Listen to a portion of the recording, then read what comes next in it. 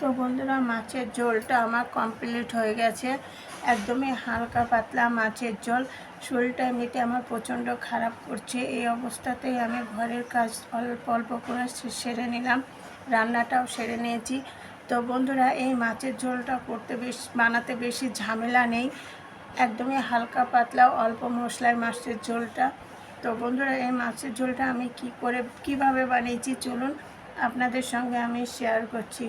তার আগে আপনারা যদি আমার চ্যানেলে নতুন হয়ে থাকেন, চ্যানেলটা সাবস্ক্রাইব করে বেল আইকনটা অবশ্যই দাবিয়ে দেন, একটা লাইক কমেন্ট শেয়ার অবশ্যই দিয়ে দেবেন।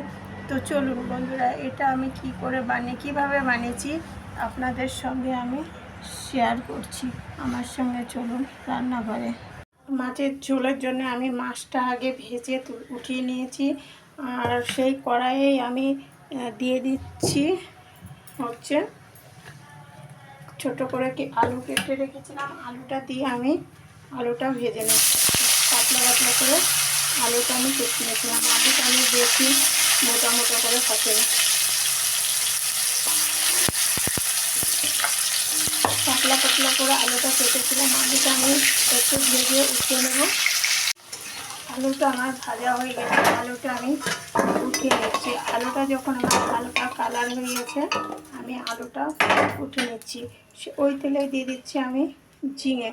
আমি ঝিঙেটা লম্বা করে একটা ঝিঙের থেকে মাঝখান থেকে চার ভাড়া করে দিয়ে রেখেছিলাম। আমি ঝিঙেটা হালকা ভেজে উঠে নেব। ঝিঙেটাও আমার ভাজা হয়ে গেছে, ঝিঙেটাও আমি উঠিয়ে নিচ্ছি।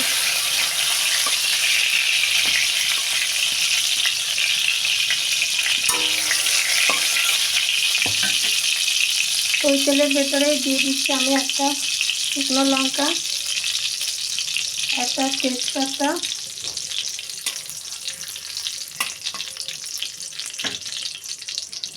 আর আমি দিয়ে দেবো হাফ চামচ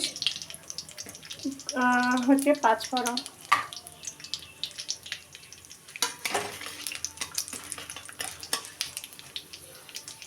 পাঁচফোড়নটা গরম হয়ে গেছে, এর ভেতরেই আমি দিয়ে দিচ্ছি কটা কাঁচা লঙ্কা,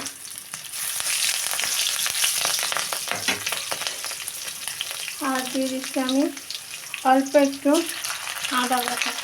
আদা বাটাটা আমি একটু বেশি দেবো না, অল্প একটু আদা বাটা দিয়েছি। এর ভেতরে দিয়ে দিচ্ছি আমি আটখানা টমেটো আমি কেটে রেখেছিলাম। আটটা টমেটো আমি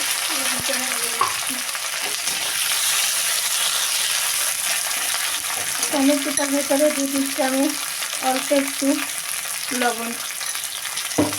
লবণটা দিয়ে টমেটোটা আমি একটু ভালো করে ভেজে নেব। টমেটোটা আমার ভাজা হয়ে গেছে, টমেটোটা আমার গলে গেছে, তেল বেরোচ্ছে টমেটো দিয়ে মশলাটা দিয়ে। এর ভিতরে আমি দিয়ে দিচ্ছি ভিজিয়ে রেখেছিলাম 1 চামচ ধনে গুঁড়ো, 1 চামচ জিরে গুঁড়ো, আর পরিমাণ মতো হলুদ। এটা দিয়ে আমি খুব ভালো করে মশলাটা কষে নেব। মশলাটা আমার খুব ভালোভাবে কষা হয়ে গেছে। এর ভেতরে দিয়ে দিচ্ছি আমি ভেজে রেখেছিলাম যে আলুটা এমনিতেই হাফ সিদ্ধ হয়ে রয়েছে, ভেজে রাখাতেই হাফ সিদ্ধ হয়ে রয়েছে। আর দিয়ে দিচ্ছি ঝিঙেটা। ওপর থেকে আমি দিয়ে দিচ্ছি অল্প একটু লঙ্কা গুঁড়ো। লঙ্কা গুঁড়োটা দিয়েছি কালার আসার জন্য। এবার এইটা আমি খুব ভালো করে কষে পরিমাণ মতো জল দিয়ে আমি ঢাকা দিয়ে দেবো। আমি মাছের যে জলটা দিয়েছিলাম আলুতে ঝিঙের, সে জলটা আমার ফুটে গেছে। এর ভেতরে আমি দিয়ে দিচ্ছি মাছ ভেজে রেখেছিলাম, ভেজে রাখা মাছটা দিয়ে আমি কিছুক্ষণ ঢাকা রেখে দেবো। আর একটু জলটা হালকা কমলেই আমি নামিয়ে নেব।